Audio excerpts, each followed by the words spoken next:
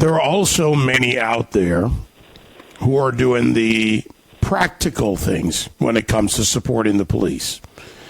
And there's nothing wrong with tweeting about it or on Parler or on Facebook or Instagram supporting the police with your words, memes. It's all great. It's all part of it.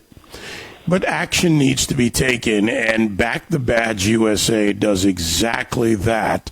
They go out and they take action. What's great about this is, like many other organizations around the country that are beginning to step up, it is not always going to be this big national organization, but it will be someone with an idea, like Darrin, Parrent, president of Back the Badge, who will step up and help law enforcement locally, which becomes a bigger part or a part of a much bigger picture. Darrin joins me now. Darrin, how are you? I'm doing excellent, David. How are you today? Yeah, great. You know, after we talked last week, see, on my vacation, I did work a little bit, but after we talked last week... Working vacation. You got it. What I really like about this is what I just said. Organizations like yours are not big national organizations, but you're part of a national consciousness. Small organizations that step up in a big way for our first responders, for law enforcement. First, just how did you get started with your Back the Badge program? Well, Back the Badge USA began the day we received our 501c3 back in 2017. We saw that there were a lot of needs in the first responder community for fallen first responders, scholarships for kids of fallen first responders, things like that. But there were other needs. Did you know about half of the police vehicles in the United States do not have any kind of medical equipment in their vehicle?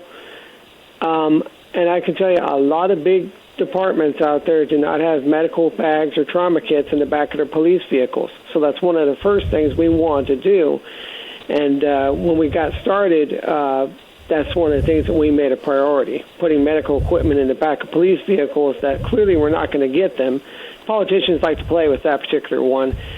And police are trained in advanced first aid. They know how to render it, but they need the equipment because they run into people all the time that have bad wounds, knife wounds, gunshot wounds, and sometimes an ambulance is a half hour away. So the number that you mentioned, half the vehicles or whatever the number really is that don't have kits, medical kits.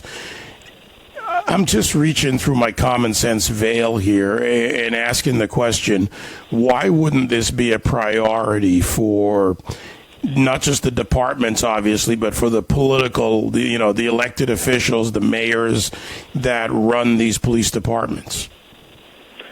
You know what, David, I have no idea. You got to look at some of the things that politicians play their little game of chess with, or sometimes checkers, as far as their budget goes, and you got to wonder why all these things here, which aren't really doing much, and yet law enforcement does not have simple medical equipment to save lives because they run into people all the time that need help.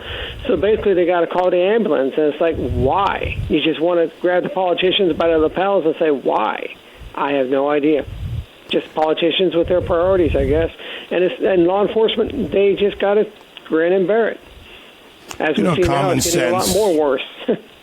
Common sense says that if the police, and they are, trained in basic life-saving skills, some are even more advanced, as we both know, then you would want to provide them with that from a couple of aspects. Quicker response, the ability to help someone, and also reduce the number of calls on fire and EMS. So to me, it just seems illogical that wouldn't be a focus. It's as important as bulletproof vests in many ways, and they always talk about bulletproof vests. Yeah, bulletproof vests, that is a priority, and as we get started as an organization, if there was an agency or whatever that didn't have vests, which is very rare, but, we would try to address something like that. Of course, we try to do everything we can, but right now we're focusing on the medical bags.